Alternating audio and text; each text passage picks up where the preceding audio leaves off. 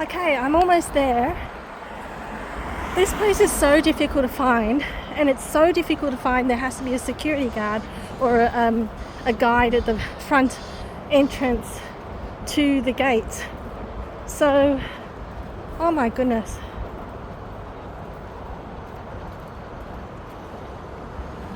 Wow.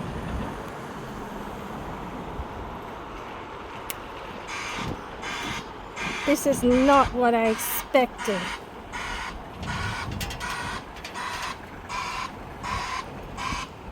I wonder how many people actually came to this event. It's just, yeah. Oh, my goodness. Oh, it's disgusting. It really is. Oh, what am I doing here? Oh my gosh. So,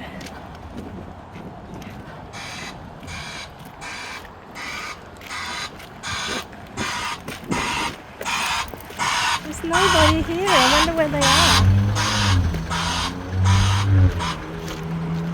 Oh.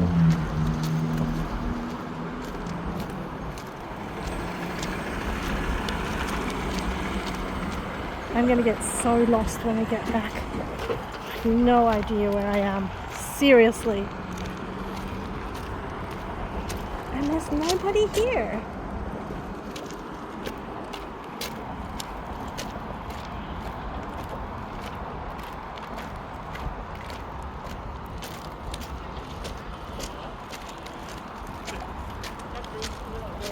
Thank you. Great. Okay. This is yeah. Okay.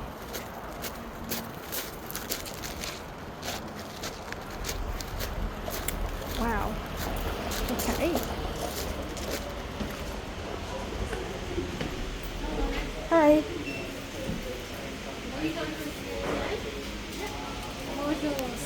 Lee, L-E-E.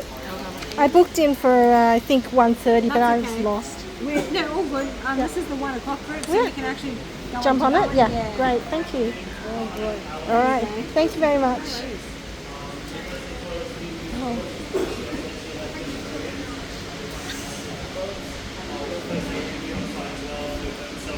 Just let someone know, help you out with that.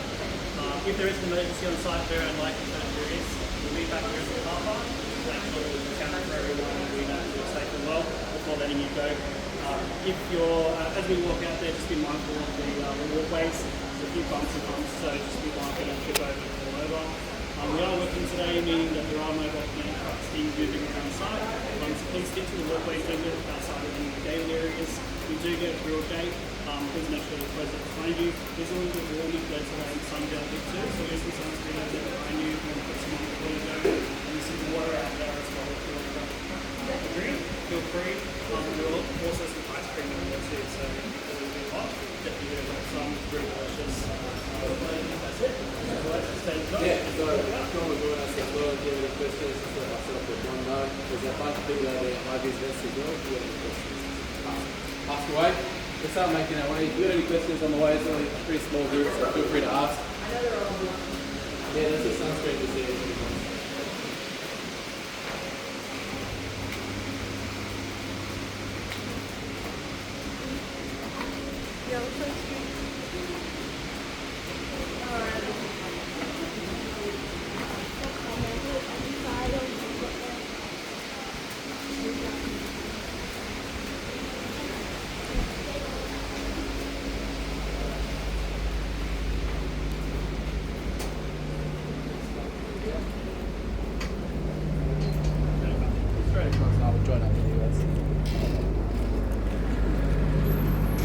Just down that way, that's fine, yeah?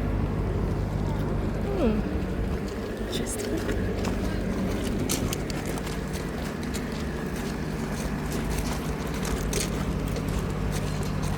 It is stinking hot today. And yes, I joined the 1 p.m. tour because I was early. Yes, thank goodness I did, because it's a long way home. out in the middle of nowhere.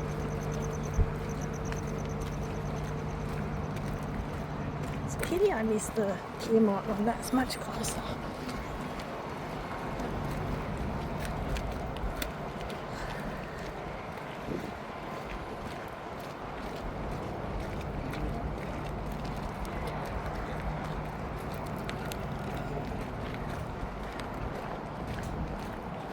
If they have any more of these tours, I probably won't go to them. I think this will be the only one I do. I'll stick to train spotting and riding trains and trams instead of going on these kind of tours.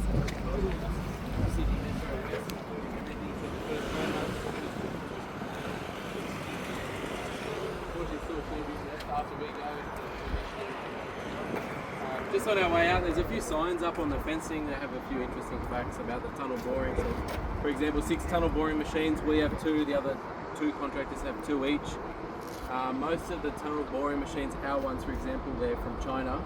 They're massive, they come shipped over. The cutting head itself, just the front front piece, weighs 300 tons.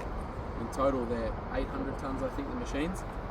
Most of them we bring over, we lease them, and then we use them for the project, and then they go back and they'll get refit and updated with new technology and sent to somewhere else in the world, which is pretty good. So our ones, I think they've already been reused before. Yeah, so we've got 6. I think ours are Betty and Dorothy. Dorothy, thank you. 1.2 million tons of materials. Betty? There is a page Saint. That's what they have to be now. So they have a statue.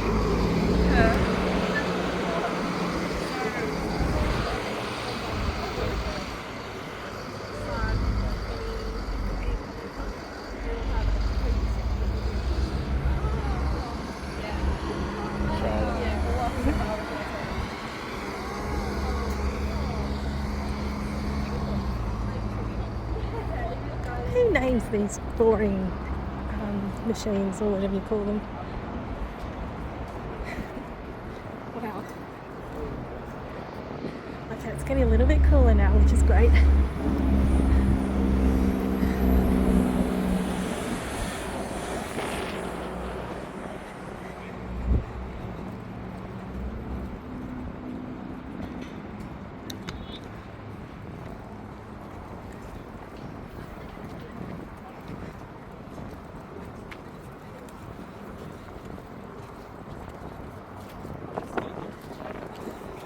Haven't done one of these types of tours since my engineering days, which was decades ago.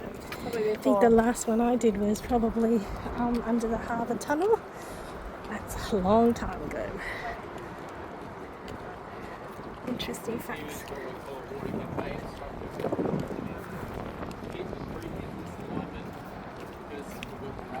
Basically a bridge. It's a bridge that's way wider than it is long. It's only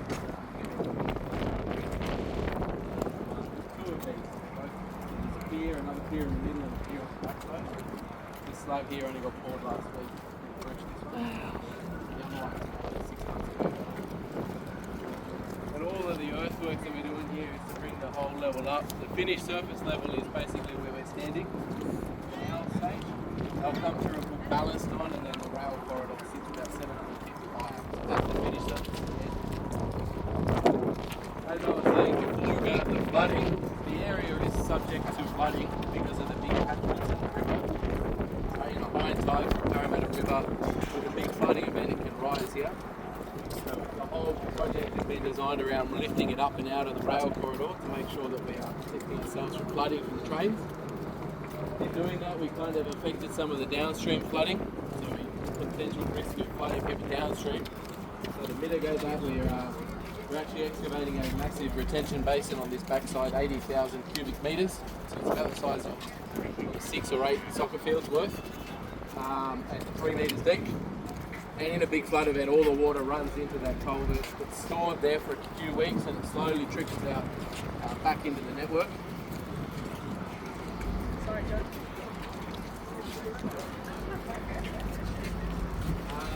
Photos and things here about where we were, what the photos look like along the progress. That's the tunnel boring machine there. There's a few facts on that.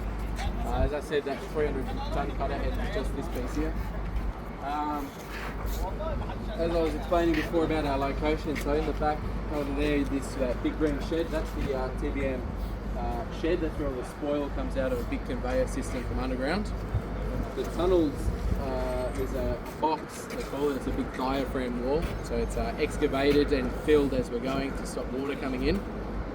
That's 26 metres deep, and behind that, that's where we actually launch the pieces of the tunnel borer. The tunnel borer is actually longer than the box, so we have to launch it in a piece, start that, and then launch the next piece, start it, and then launch the last piece. It travels from here to Sydney Olympic Park, it's removed in the same way, brought back, turned around, and then it goes the opposite way from here through to Westmead. Like I said, I think it's about 3 million tonnes that comes out of the two TBMs in total. We retain 500,000 tonnes of it, which is the light material at the back behind us. The darker stuff is some contaminated fill and some reused general solid waste. So we're placing between 2 and 6 metres of fill. Everything gets capped off with rock. That helps with the contamination, that helps with the erosion.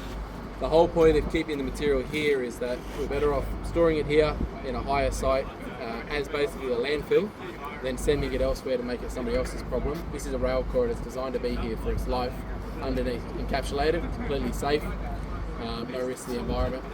There's also a retaining wall that's built the entire way around the site. It's about 800 metres. It starts from here all the way around. You can't see, but it's at the back.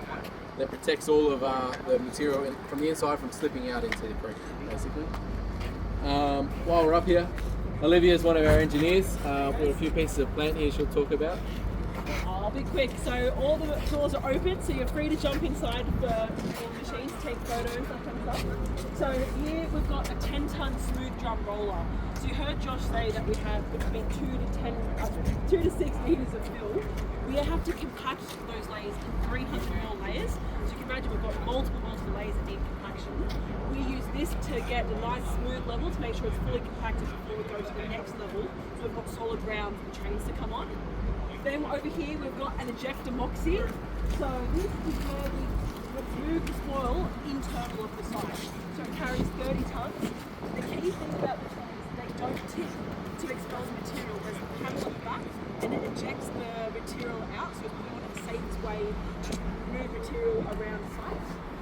Over here we've got a 14-ton excavator. So with all the excavators we've got here on site, we range from about a 1 tonne to about a 35 or 40-ton excavator. This is one out in the middle. We'll use this for detailed excavation work, so like trenches or where you've got to do like a slope or banner. The bigger machines, we had all the stockpiles earlier, we use them to load out material because they can do it much faster. And on the end here, we've got another excavator. This is actually called a rubber duck. Why it's called that, I'm not sure, but essentially it's an excavator on wheels. You can see another one that's just over there. They are really useful for moving things around on site, like tools, barriers, things like that. And so they're not very good for moving material, moving dirt or in stockpiles, but they're great for helping out the guys on the ground get their equipment to their work fronts. Feel free to jump in if you've got any questions about the plant or where it's used or about the project. We're around to answer them, and yeah, jump in. Drinks over here, some warning, there's ice cream, a little Messina stand as well, and the guys over here from Sydney Metro, they're best suited if you've got any questions about the broader metro scheme. We're basically looking at our portion, which is the next couple of years for the fill, but they're looking at the whole project. There's a few things they've got over there as well. But yeah, feel free to ask any questions, have a look around. There's a PP stand as well, if you want to put on a high vis and a hard hat. For someone as well. Okay, thanks guys, let us know. Thank you. Thank you.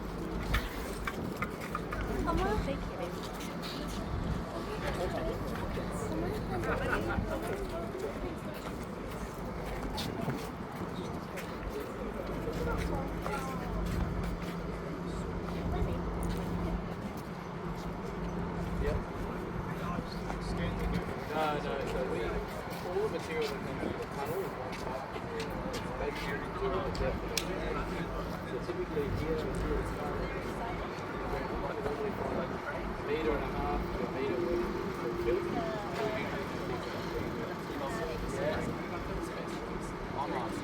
After a couple of metres we get to that high tilt, like on the ladies. So that clay is not used till about 9 metres below. there on, it's almost exclusively rock. The tunnel borer is operating with Maint in the middle of it, so it's in rock the whole way. When we're digging this material here, for example, that's come from our own shallow trenches. That might be where we've got 2 or 4 meters of rock.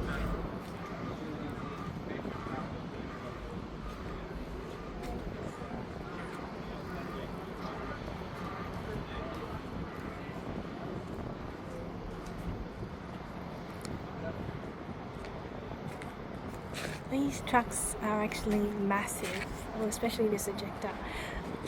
I've actually stood in front of some of these before, and more of the farming trucks rather than the mining and industrial construction trucks like this.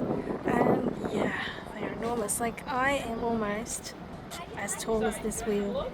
I'm a bit taller than the Just wheel. make sure you keep your hands on the rails, first foot up there, and then it's like normal steps. There you go. Yeah. It is a big step up. There, so 2 people can go up. And no, I'm not going to go up. Don't worry. Oh wow, this. Can't imagine the amount of concrete that's been laid here. It's just unbelievable. Probably it's much bigger probably than a football or a showground. What you would call like the MCG or something like that. It's enormous. Surrounded by freeways and highways.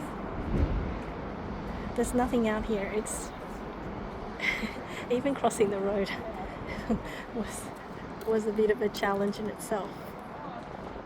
There's no lights to cross. I had to backtrack.